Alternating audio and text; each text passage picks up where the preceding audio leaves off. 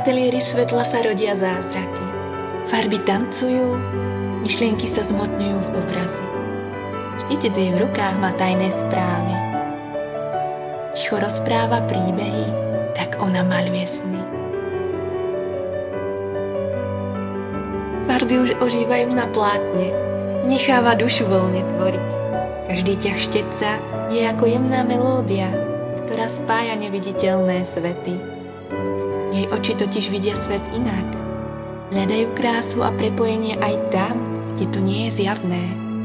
V každom diele odhaluje svoju dušu. V každom obraze maľuje i kus seba.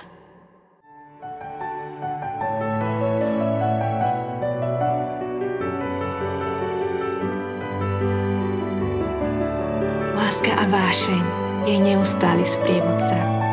Umení nachádza kľúč k sebe. Gorí svet, kde snové sa stretáva s reálnym. Cíti, že jej umelecké diela sú ako brána do nového sveta. Jej mandaly ako zrkadlo. Prepojenie farieb, tvarov a duše, to je jej cesta.